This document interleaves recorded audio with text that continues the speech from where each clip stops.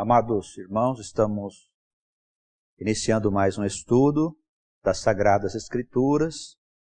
Hoje o capítulo 1 do livro Provérbios. Nós sabemos que este livro traz aqui os princípios do que se chamou sabedoria. Só podemos entender que existe uma sabedoria a ser adquirida se nós compreendermos a vida sob um ponto de vista novo, ou seja, de que as almas, elas são eternas e que elas vivem de uma forma sequencial ao longo da história, nascendo, vivendo as suas experiências, depois da sua morte física, a alma volta à eternidade, passa por lá um tempo, e segundo a vontade de Deus, ela volta a animar outros personagens e continua o seu trabalho de aperfeiçoamento da sua maneira de viver a realidade criada por Deus. Sob o ponto de vista de que a alma é eterna, então existe uma sabedoria que precisa ser adquirida. Não só nesse livro. Em toda a Escritura nós encontramos ensinamentos que tratam dessa sabedoria. Mas, especialmente no livro Provérbios, nós encontramos a base da sabedoria relacionada com o conhecimento eterno. Com conhecimento que não está nas escolas do mundo. E é preciso separar essas duas coisas. A ciência de Deus é uma coisa e a ciência dos homens é outra. A ciência dos homens, ela se desenvolve para atender às necessidades temporal aqui da vida terrena. Ou seja, coisas relacionadas com o aperfeiçoamento daquilo que nós fazemos. A ciência eterna, ela trata dos mistérios de Deus. Ou seja, do conhecimento que ainda não foi incorporado à ciência do homem. E que um dia certamente será. Hoje há como um abismo entre as religiões e a ciência. Mas isso não se dá por causa das Escrituras, mas devido à interpretação aos escritos sagrados. Aí cada indivíduo, evidentemente, é um universo pessoal. Cada alma tem um grau de maturidade, que é determinado pelas suas muitas experiências que ele viveu. Alguns viveram bem mais experiências que os outros, e também pelo aproveitamento que essas almas deram ao longo das suas existências.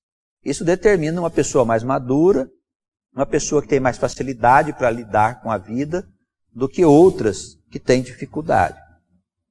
Mas é assim que Deus criou as coisas de maneira heterogênea, de modo que uns pudessem ajudar os outros. Entendendo por este ponto de vista, é claro que as Escrituras passam a ser algo de grande interesse para nós, porque queremos saber sobre os mistérios. A ciência de Deus, um dia, ela também fará parte da ciência dos homens, e haverá um só conhecimento, uma só ciência, e nós saberemos como as coisas foram criadas, e como elas funcionam na intimidade. Para nós que somos o povo de Deus, e que já entendemos as coisas por esse novo ponto de vista, nós precisamos examinar as Escrituras, procurando encontrar nelas essa sabedoria chamada sabedoria divina, ou ciência de Deus. Se nós formos levar em consideração somente o ponto de vista de que o homem ele existe uma vez durante 70 ou 80 anos, depois desaparece, não há razão para o homem se preocupar muito com o que está escrito na Bíblia, nas Escrituras Sagradas, que são livros revelados por Deus, primeiro ao seu povo, mas para servir de base de orientação para as gerações e para todas as nações do mundo. Se a pessoa vive mesmo só uma vez, naturalmente ela vai procurar desfrutar da sua vida e não vai perder muito tempo com as coisas celestiais. Mas se ela entender pelo ponto de vista da eternidade, então nós deixamos de morrer e passamos a viver sempre. E isso, quanto mais qualificado nós estivermos, quanto mais conhecimento nós adquirirmos sobre a ciência de Deus, melhor nós vamos viver as nossas experiências existenciais. Então nós já podemos começar agora a adquirir a sabedoria de Deus e a mudar a nossa vida. E a começar a estabelecer na nossa vida critérios que nas escolas lá fora nós não aprendemos, porque não pertencem às coisas da eternidade. Então não queremos, de modo algum, desqualificar a ciência dos homens, mas ela, infelizmente, ainda está destituída da ciência eterna. Um dia isso estará junto. E esse abismo que existe entre as religiões e a ciência dos homens, isso vai desaparecer. Inclusive as religiões também, elas vão desaparecer com o tempo. Haverá uma só verdade e uma só ordem aqui nesse lugar, chamado Terra.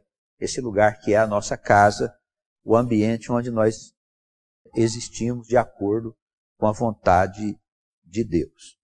Bem, vamos fazer aqui a leitura de Provérbios, vamos fazer uma introdução para desenvolvermos o pensamento. Capítulo 1, Provérbios.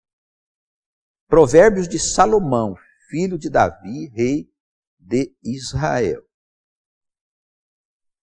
São destinados para se conhecer a sabedoria e a instrução, para se entenderem as palavras da prudência, para se receber a instrução do entendimento, a justiça, o juízo e a equidade, para dar aos simples prudência e aos moços conhecimento e bom siso. O sábio ouvirá e crescerá em conhecimento, e o entendido adquirirá sábios conselhos. Para entender os provérbios e a sua interpretação, as palavras dos sábios e as suas proposições. O temor do Senhor é o princípio do conhecimento. Os loucos desprezam a sabedoria e a instrução. Então, só esses primeiros versículos aqui, os primeiros 7 versículos, já dão para nós uma ideia da importância de nós termos acesso a essa instrução, de como essa instrução pode transformar a nossa vida.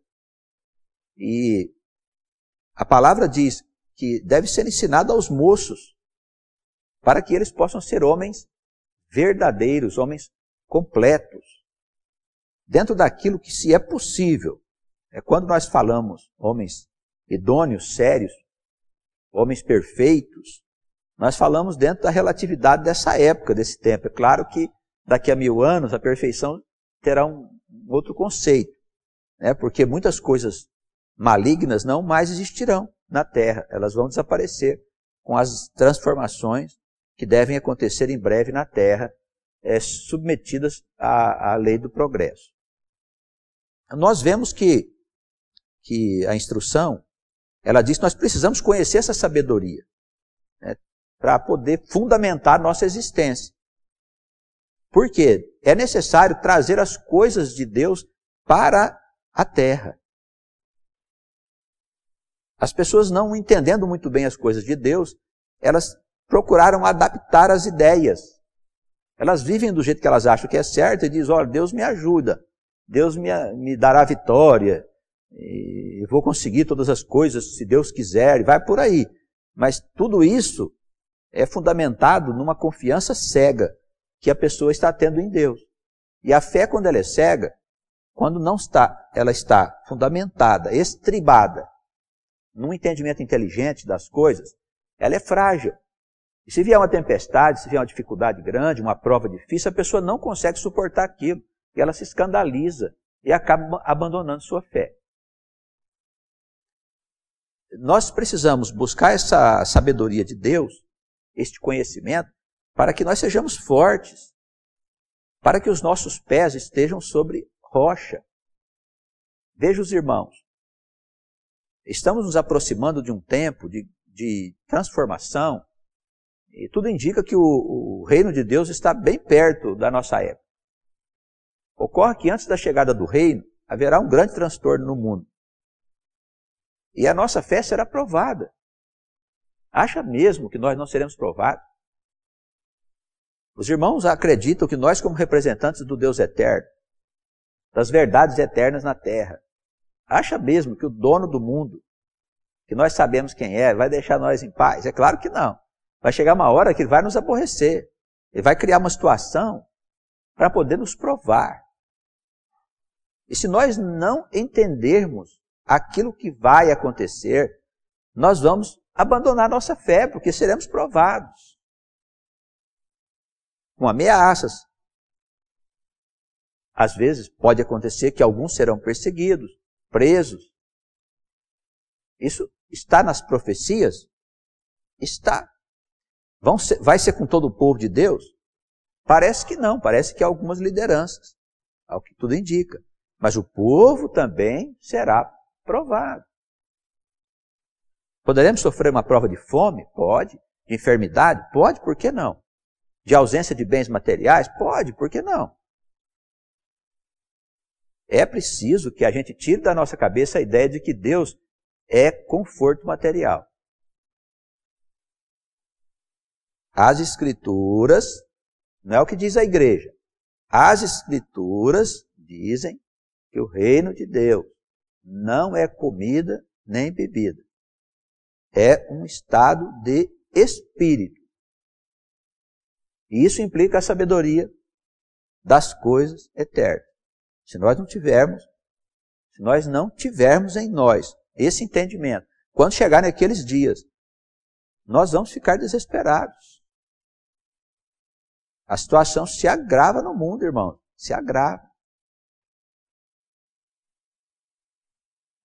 Então é necessário conhecer a sabedoria e a instrução. Por que instrução? Porque nós precisamos aprender. Quem que instrui? Os mais velhos instruem os mais novos. Nós podemos receber a instrução na casa do Senhor, que é o que nós fazemos aqui, conversando, achando as respostas, e podemos ser instruídos também pelo Espírito. Se temos um vivo interesse em entender as coisas eternas, o Espírito instrui também nas nossas leituras, na nossa vida, ele nos mostra as verdades e diz que aquilo faz parte da sabedoria do eterno Deus. Então, instrução. A casa do Senhor, a igreja, a sinagoga é um lugar de instrução, não é um lugar de rituais. Substituir a instrução por rituais. Haja visto que hoje nas igrejas não se lê nem a Escritura. A Bíblia foi abandonada. Acha mesmo que o espírito que está dentro da igreja é de cima? Claro que não, é o espírito mentiroso. Ele tirou do crente a obrigação e o dever de estudar as Escrituras, porque ele pôs na cabeça do crente que o crente tem que viver. E que basta crer em Jesus e está tudo resolvido. Não é verdade. Nós estamos num processo de instrução. Se você depender da sabedoria para poder entrar no reino de Deus, você não vai entrar. A fé é primeira, sem dúvida. Mas fé sem entendimento não dá certo. Não funciona. Outra coisa que não funciona é religião misturada com governo. Não funciona. Nós vivemos um dia hoje que a igreja se enfiou dentro do poder público, aí, se enfiou lá dentro do governo. Porque a igreja acha que pelo governo político ela vai mudar o mundo. Isso é um equívoco. Isso não está segundo as Escrituras.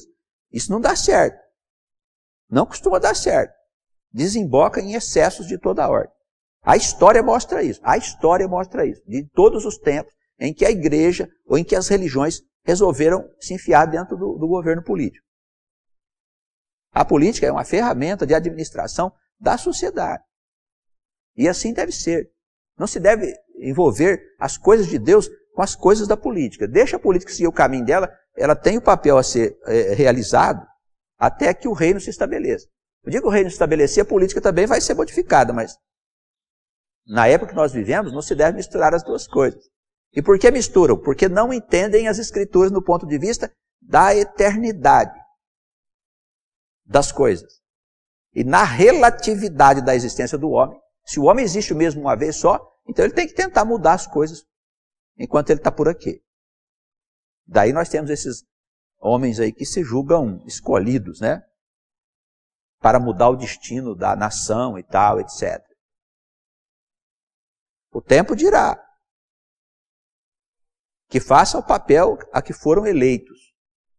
Mas a igreja devia ficar quieta no seu canto, cuidando das coisas que são eternas, não das coisas que são passageiras.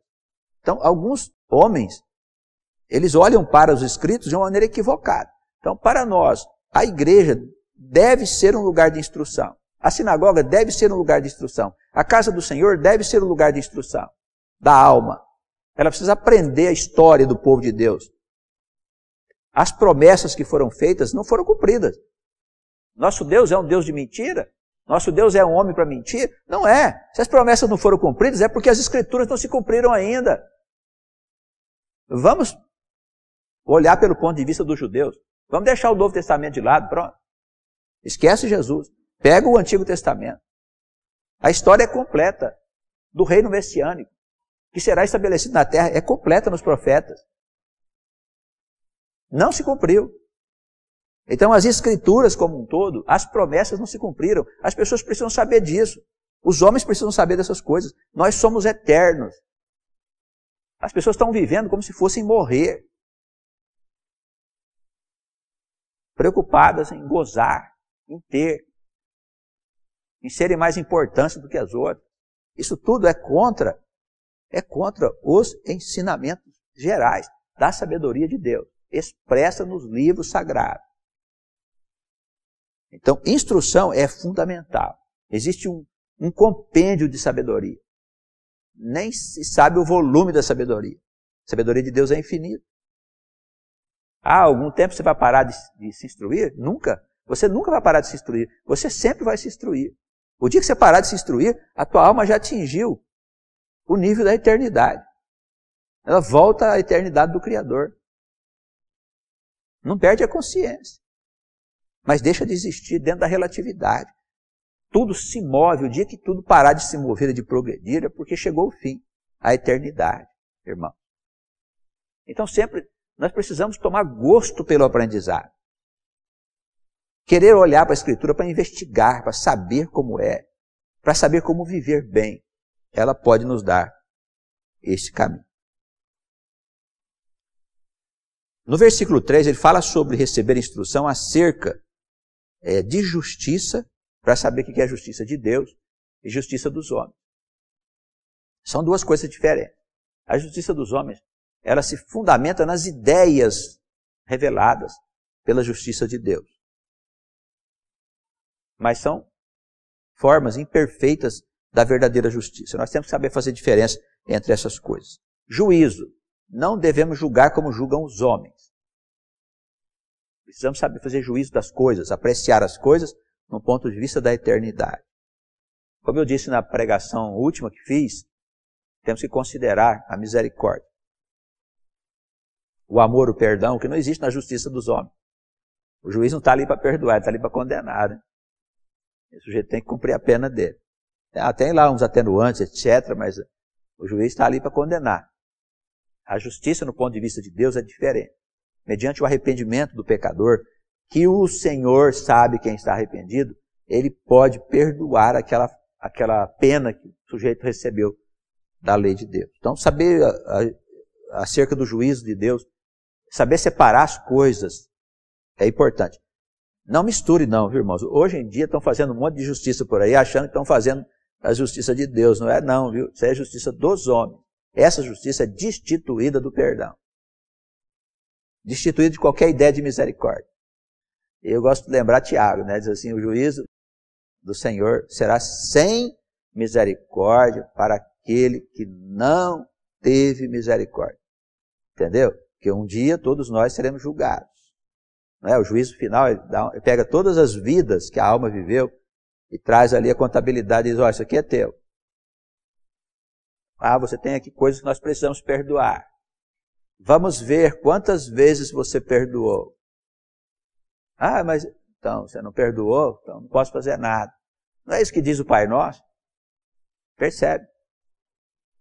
Pai Nosso não fala isso? Perdoai as minhas dívidas, assim como eu perdoo meus devedores. Não é isso que diz o Pai Nosso? Tem uma instrução do Senhor que diz, olha, se vocês não fizerem isso, vocês não serão perdoados. Então, assim, das Escrituras sobressai a verdadeira justiça.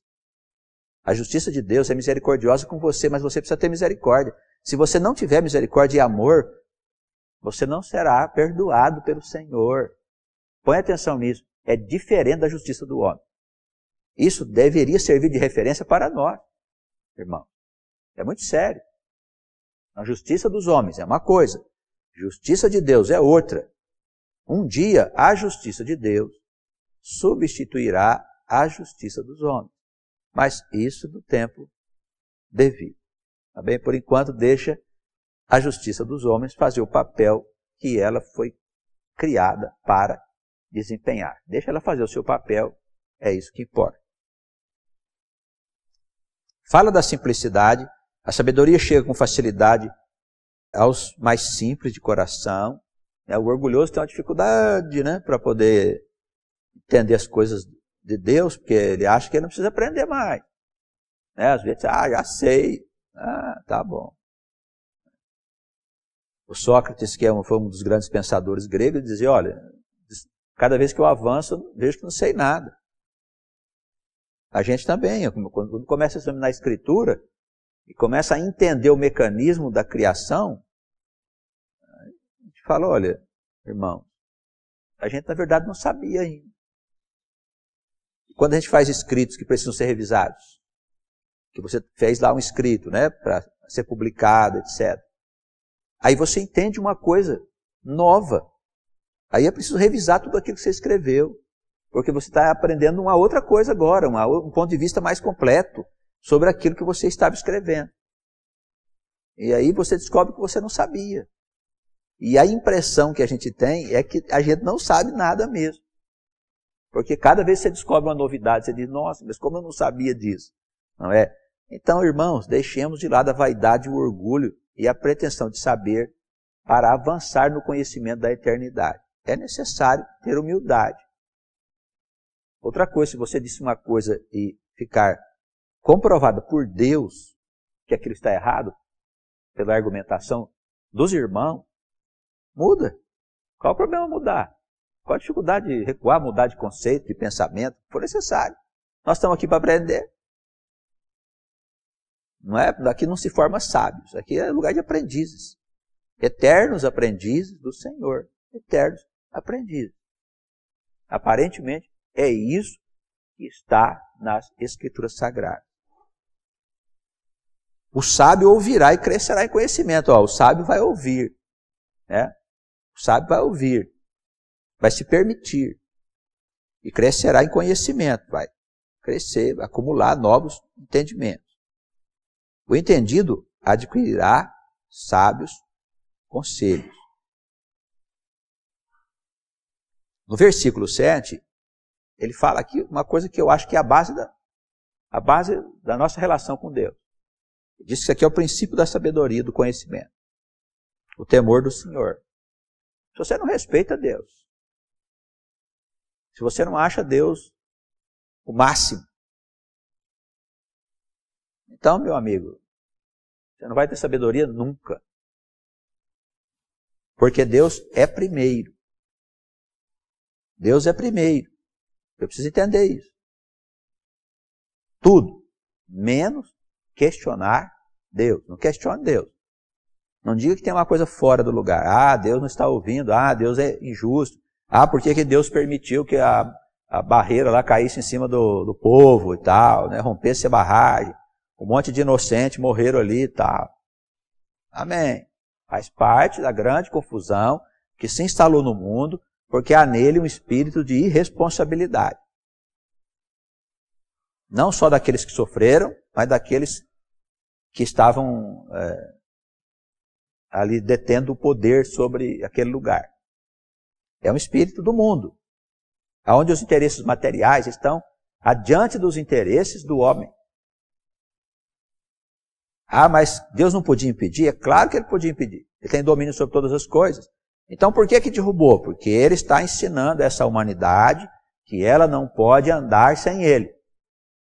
Para isso, morrer não é nada. Para Deus, você morrer não é nada, irmão. Não é nada. Pode morrer 1.000 pessoas, 10.000 pessoas, 20.000 pessoas, 50.000 pessoas. Não se importa com isso aí, não. Cai uma bomba num lugar lá, derrete todo mundo. Como foi no caso do Japão, nas bombas atômicas que caíram naquela época, e morreram milhares e milhares de pessoas. Ah, mas Deus permite? Deus permite. A morte para ele é nada, porque a alma continua existindo. Mas ele está ensinando o mundo. O mundo precisa aprender que sem Deus não dá certo. Eu não estou falando religião, não, viu? Estou falando sem Deus. Sem o conhecimento da eternidade. De como funcionam os mecanismos da criação. E o versículo 7 diz aqui, o princípio de tudo é reconhecer que Deus é o Senhor. Pronto, acabou. O princípio de tudo. Se Ele é o Senhor, eu preciso respeitá-lo. Não é ter medo dele. Porque ele não vai fazer mal, ele quer o meu bem. Mas se precisar fazer mal com você, ele faz. Ele faz. A vida para ele, irmão, é uma coisa diferente do que nós pensamos. Ele está pensando em termos de eternidade, não da relatividade da existência do homem.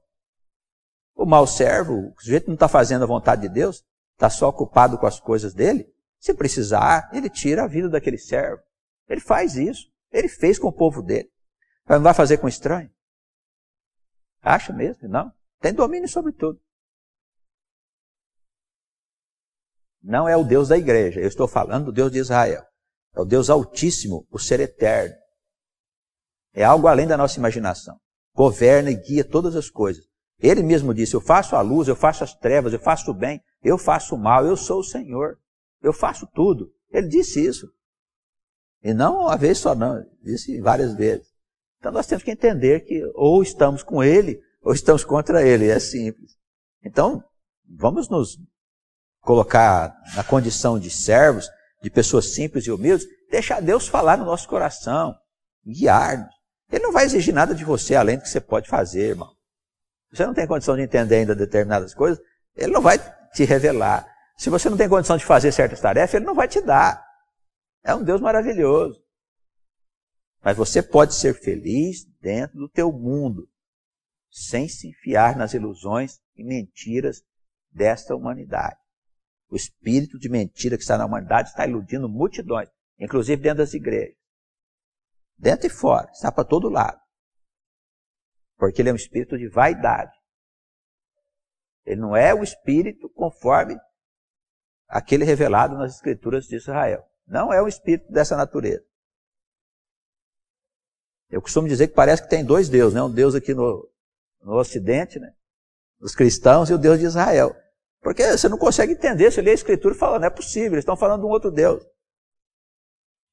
Porque quem anda com esse Deus tem uma vida difícil, tem uma vida de provas, de desafios, confia no porvir, recebe desse Deus revelações, vive de maneira simples, de maneira humilde, busca sabedoria. Não vejo Deus que está preocupado em dar riqueza para o sujeito, para dar certo os negócios dele, não sei o quê. Não vejo isso, não. Olha, não vejo esse Deus aqui, viu, irmãos? Se alguém puder me mostrar aí depois, mostra para mim. Eu vejo a história de um povo sofrido, de um povo agredido pelo diabo, de um povo humilhado pelo diabo, por causa do reino que não chegou ainda, irmão. Eu vejo esse povo, eu vejo este Deus trabalhando esse povo. Não vejo Deus de riquezas, não vejo.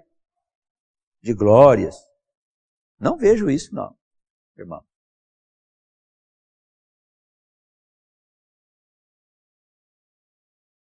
Filho meu, versículo 8. Ouve a instrução do teu pai, não deixes o ensinamento da tua mãe.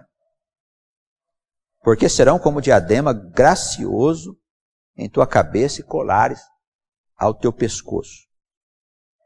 Filho meu, se os pecadores procuram te atrair com agrados, não aceites.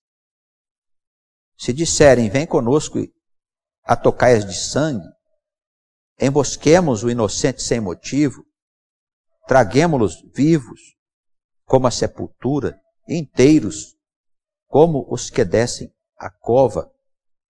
Acharemos toda sorte de bens preciosos, encheremos as nossas casas de despojos. Lança a tua sorte conosco, teremos todos uma só bolsa. Filho meu, não te ponhas a caminho com eles, desvia o teu pé das suas veredas, porque os seus pés correm para o mal e se apressam a derramar sangue. Na verdade, é inútil estender-se a rede ante os olhos de qualquer ave. No entanto, estes armam ciladas contra o seu próprio sangue e espreitam suas próprias vidas. São assim as veredas de todo aquele que usa de cobiça. Ela põe a perder a alma dos que a possuem. Então a instrução aqui, irmãos, ela tem dois aspectos. Primeiro, fala da importância e do valor que é ouvir a instrução dos pais. Uma coisa que a modernidade, ela destruiu. É possível que dos anos 80 para cá, essa rebeldia de filhos contra os pais começou a aparecer nos Estados Unidos. Com esse movimento de rock, de sexo livre, liberdade e tudo mais. Então, alguns desenhos animados foram feitos nos Estados Unidos, hoje passam nas nossas redes televisivas, aonde os pais são desqualificados perante os filhos. São tratados como pessoas iguais. Isso contaminou o mundo inteiro. Um espírito se espalhou pelo mundo, destruindo a ordem estabelecida por Deus. É simples. Por que você deve ouvir seu pai e sua mãe? Por causa da experiência da alma. É claro que o seu pai adquiriu experiência. A sua mãe adquiriu experiência que você não tem. Como é que você quer criar uma criança, por exemplo? A mulher vai ter um bebê. Como é que ela vai dispensar os conselhos da mãe? Baseado em quê? Sendo que a mãe acumulou experiência com vários filhos que teve, inclusive com a tal da criatura, né, que deve ter dado um trabalho danado para ele. Noite sem dormir e tal, etc. Então essa experiência precisa ser passada para a filha. Não só nessa área, mas em todas as áreas do conhecimento, da experiência de vida. Os irmãos percebem que isso aqui não tem nada a ver com ciência, não é ciência da escola. Isso aqui é ciência da experiência da vida terrena. É como a alma se comporta perante a experiência que ela vai ter. Então, ouve o conselho do seu pai e da sua mãe.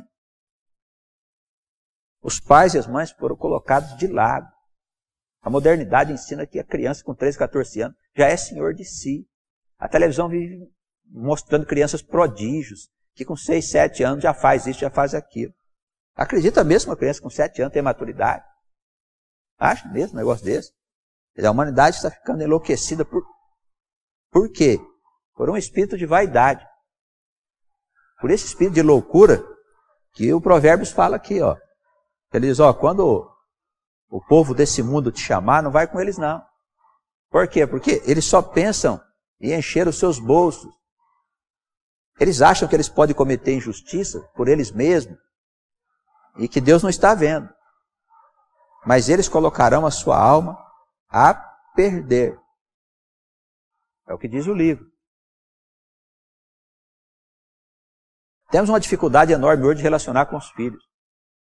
Até com crianças pequenas. Por quê? Porque o sistema do mundo está todo alterado. As escolas foram alteradas, a educação foi alterada. As propagandas, tudo que se vê na televisão, ensina para esse lado. Então há um rompimento. Através dos filmes, através das músicas, através das escolas, dos professores hoje. Hoje não se trata mais da formação do caráter do homem nas escolas. Na nossa época eles se preocupavam com a formação do caráter. Hoje não é necessário formar caráter de ninguém. Alguém está lá interessado em caráter de alguém? Alguém está mesmo interessado em saber se a pessoa tem caráter? Se ela está fazendo uma coisa errada ou não? Desde que não transgrida as leis, que dê prejuízo material para as pessoas, a pessoa pode viver como ela quiser. Essa é a doutrina do mundo, a doutrina desses loucos, que chamam as pessoas para caminhos escusos, para se aproveitar dos mais simples, para se enriquecer de maneira ilícita. Isso está expresso aqui, ó, é o segundo aspecto dessa leitura que nós fizemos.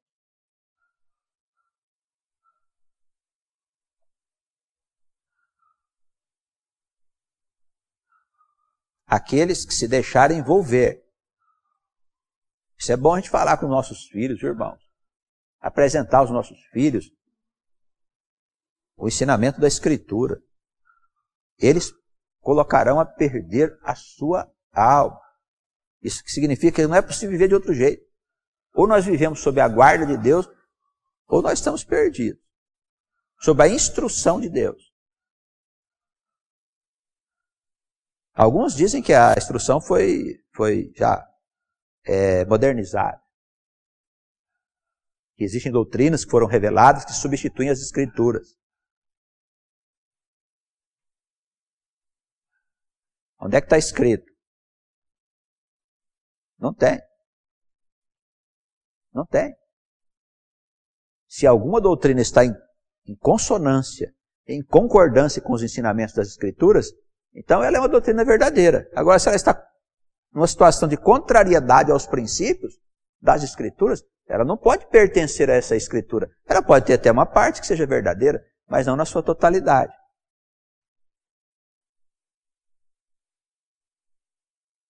Então nós precisamos ter cuidado com as doutrinas que existem no mundo, que não estão em concordância com a Sagrada Escritura.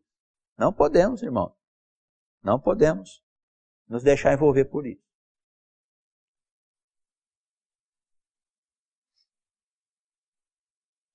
A parte aqui a seguir é até um tanto poética, né? Aqui, evidentemente, é o verbo de Deus que está falando, como se a sabedoria, tudo, conhecimento, tudo vem do verbo de Deus, né? O Logos divino. A sabedoria clama lá fora, versículo 20. Pelas ruas ela levanta sua voz. Nas esquinas movimentadas ela brada. Nas entradas das portas e nas cidades profere as suas palavras. Até quando, ó simples, amareis a simplicidade? E vós, escarnecedores, até quando desejareis o escárnio? E vós, insensatos, até quando odiareis o conhecimento? Olha, a palavra é dirigida a todos os homens. Então não é uma sabedoria para sábios. É uma palavra que está questionando as almas que vivem no mundo. Está em todo lugar. Deve ser anunciada em todos os lugares. Quando se refere ao reino, os profetas, eles dizem em várias passagens que um dia o mundo se encherá do conhecimento do Senhor. Estará em todos os lugares. A pessoa diz assim, mas eu sou muito simples. Simples, parece que a sabedoria está te chamando também. Que tal você deixar a simplicidade? Não é? Então, se você não avançar, não se esforçar, você vai continuar falando, eu sou simples, eu sou simples. E vai morrer nessa simplicidade. Você acha que você vai habitar na eternidade com os sábios? Ocupar o mesmo lugar? Quando o Senhor te enviar de volta, vai te dar uma tarefa de sábio, sendo você uma alma simples, que ainda não se interessou pela sabedoria? Claro que não. Você vai ter uma vida de simplicidade, irmão. A alma precisa acordar aqui. É aqui que a alma acorda. Não é na eternidade. Depois quando eu for para o céu eu vou aprender lá. Não, você aprende aqui. É aqui que a sabedoria está sendo anunciada por nós. E por todos os homens que falam em nome do Deus de Israel. Do Deus eterno. Então ela clama por todos os lugares. Pergunta para o simples, até quando você vai ficar nessa vida? O preguiçoso? Podia completar essa parte. Não pôs aqui porque Deus não fala com essa linguagem, né? Mas é verdade, né? Até quando você vai ficar nessa preguiça? Você precisa se mover, meu filho. Se mexe. Se mexe. Os escarnecedores, né? Tem pessoal que faz graça, né? E até quando você vai ficar nisso? Ele pergunta. E os insensatos? Até quando odiareis o conhecimento? Mostrando a causa da insensatez. Dessa vida louca que está aí fora. É a ausência do conhecimento de Deus. É a ausência de religião. Nós temos religiões em demasia. Cada esquina tem uma religião. O mundo não precisa mais de religião. Não precisa mais de igreja. Não precisa. O mundo precisa de conhecimento. Os pastores deveriam procurar o conhecimento da eternidade, para que eles pudessem ensinar o seu povo sobre o conhecimento da vida eterna, sobre o que nós estamos fazendo nesse lugar, sobre o reino de Deus. Não ficar atrás dessas teorias que foram criadas, que diz que o homem vai sair voando para o espaço, que um dia a terra será destruída, que a pessoa vai viver na cidade celestial, vai viver no paraíso, no palácio de não sei quantos cômodos lá, com não sei quantas virgens, aguardando o sujeito para lá. Irmãos, não dá, isso é tudo história para criancinha. É necessário haver uma nova consciência, uma conscientização de quem nós somos, o que estamos fazendo nesse lugar. E que a alma ela é dotada de eternidade porque saiu do próprio Deus. Vós sois deuses, é o que está escrito. Até quando nós vamos ficar nesse atraso? É o que clama aqui a sabedoria. Atentai para a minha repreensão, pois eis que eu vos derramarei abundantemente do meu espírito, é o verbo, o próprio Deus falando, e vos farei saber as minhas palavras. Entretanto, porque eu clamei, e recusastes, estendi a minha mão, e não houve quem desse atenção, antes rejeitastes todo o meu conselho, e não quisestes a minha repreensão, também da minha parte eu me rirei na vossa perdição, e zombarei em vindo o vosso temor. Vindo o vosso medo como a assolação, e vindo a vossa perdição como uma tormenta, sobrevirá sobre vós aperto e angústia. Acha mesmo que você vai ficar na vida boa? Espera aí. Você não conhece Deus. Vai, fica escarnecendo. Odeia o conhecimento. Vai firme aí. Quer cometer pecado? Enfia a cara. Comete pecado. O Senhor vai chegar em você, vai chegar com angústia. Vai trazer dor para você, vai trazer doença para você, aflição. Ele diz, então clamarão a mim, mas eu não responderei. De madrugada me buscarão, porém não me acharão. De madrugada me buscarão, porém não me acharão. Porque odiaram o conhecimento. Não preferiram o temor do Senhor. Não aceitaram o meu conselho e desprezaram toda a minha repreensão, minha orientação. Portanto, comerão do fruto do seu caminho, do caminho que eles escolheram.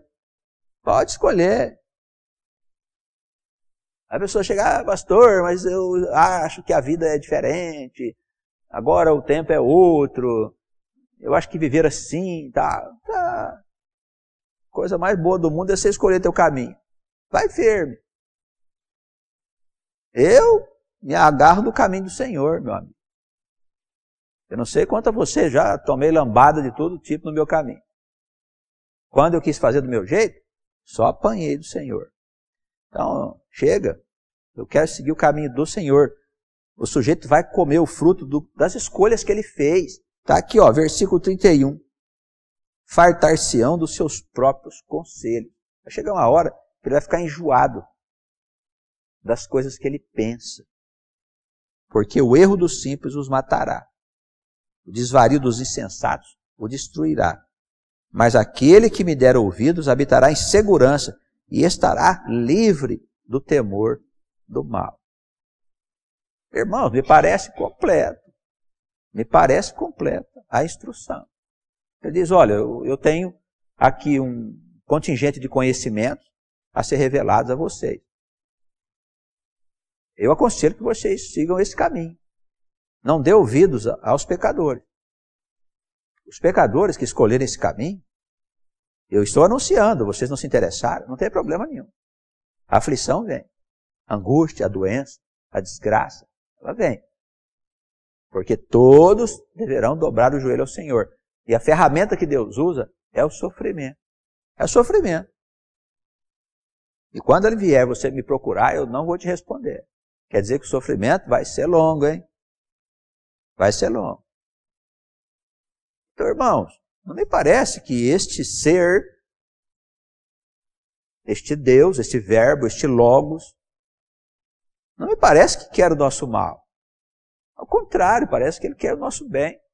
Então como eu vou fechar meus ouvidos para ele? Para dar ouvidos a quem? Ao mundo? ao que eu acho, a meus próprios conselhos. A sabedoria está à nossa disposição. Nós precisamos desejá-la com todas as forças do nosso coração.